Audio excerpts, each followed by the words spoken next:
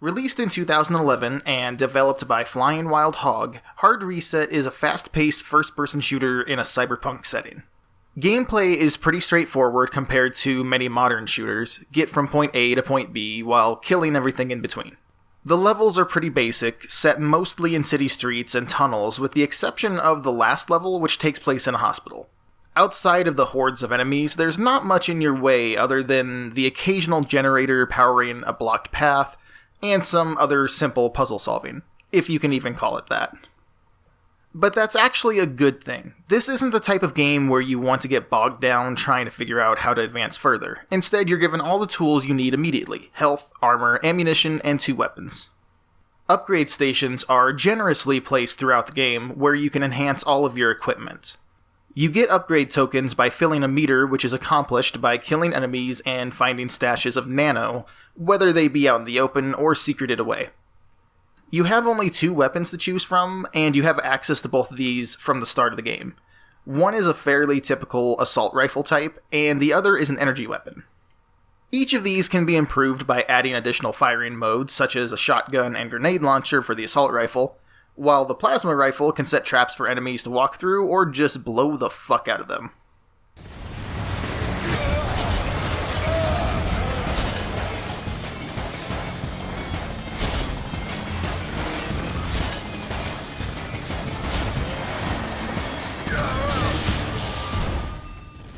So basically these 2 weapons become more like 10 after you spend some time upgrading them. Except then, each firing mode can be upgraded too, which adds even more combat options, like adding paralyzing rounds to the shotgun or a charged shot to the energy gun.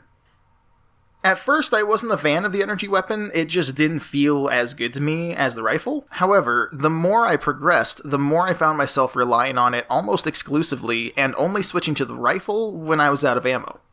Beyond being the more useful of the 2 weapons, at least to me anyway, I also found it to be the most fun, especially when I unlocked the rail and X-ray mods. Having the ability to shoot enemies through walls added a whole new dimension to the combat. The game takes place in the city of Bazoer, the last human civilization remaining. The dark and gritty setting is complemented with destructibles that bathe the levels in fabulous shows of light and particle effects.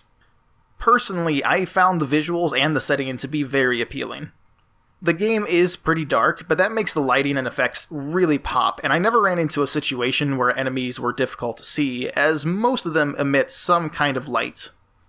The city is very reminiscent of Blade Runner, and the plot revolving around machines overthrowing mankind reminds me a lot of the Matrix and Terminator films, even if it is pretty thin. Cutscenes are done in a living comic book format, and whether that was done to cut costs or as the preferred artistic direction, the result is pretty cool and fits the overall aesthetic of the game quite nicely.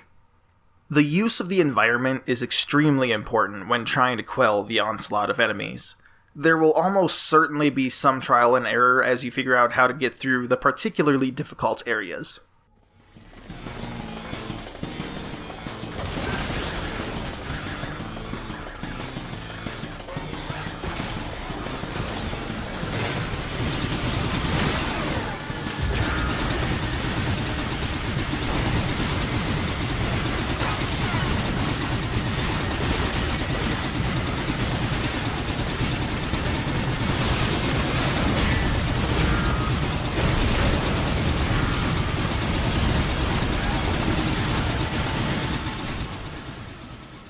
There are a few boss fights, and while there isn't much to them, they are a nice break from the corridor shooting that makes up the majority of the game. That, and the last fight in particular, is pretty fucking intense. The gunplay in general feels good, although I wish they'd be a bit more lenient with enemy hitboxes. Seriously, way too many times did I have shots go through armpits or legs and miss altogether. The variety of ways you can tackle each area of enemies adds a decent amount of depth, which, to be honest, was not something I expected from this game. A big downside is the length of the game. On normal difficulty, I finished the main story in a little over 3 hours. Granted, I didn't scour the levels for the secrets hidden throughout, but I also didn't intentionally fly through it. Luckily, the free expansion Exile is seamlessly incorporated into the campaign, adding another couple hours or so. But still, that's a pretty short game no matter how you look at it. The Exile levels add a handful of new enemies, including some flying ones, that make the game even more hectic. For the most part, the dark streets and corridors are replaced with more open and brightly lit environments that cater more to the flying enemies I mentioned. It's a nice change of pace and helps keep the gameplay from getting stale. Despite the short length, luckily the game has a fair amount of replay value for dedicated players to sink their teeth into. EX mode allows you to start over without losing your upgrades, which makes the harder difficulties more manageable. Then there's heroic mode for all the masochists out there that like to have their asses kicked. Finally, there's survival, which pits you against waves of enemies in select levels, forcing you to quickly choose upgrades in the short breaks between rounds. Go for the highest score you can, and that's pretty much all there is to it. That brings us to Redux, an overhaul of Hard Reset that tweaks pretty much every aspect of the game, including visuals, difficulty, and spawn locations for the enemies that so desperately want you dead. Personally, I don't see much of a difference with the graphics, but the original game already looked pretty damn good, so it doesn't really matter.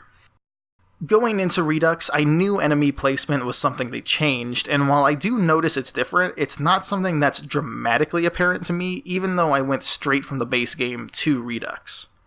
It's most noticeable to me when the flying enemies from Exile make an appearance earlier on, and when the new zombies show up. They don't make the game harder or seriously change anything, but they do add a bit more life, even though they're dead. Which brings me to something that bothered me while playing through this. There are no human characters in the actual game. They are only seen in the comic book cutscenes, except for this poor bastard at the beginning. As far as difficulty goes, I'd say it's considerably easier now. In the base game, you had only a limited sprint move, but now you can run indefinitely and pull off quick dodges in any direction, which pairs well with the new melee weapon, the katana. Overall, Hard Reset is a decent game, but it doesn't quite break out of mediocrity. It's a solid shooter, but there's much better options in its particular playstyle, both old and new. Redux is a good refinement of the original game, but ultimately doesn't add or change enough to warrant double dipping if you already have the base game. Ultimately, it's an okay waste of time, but nothing spectacular.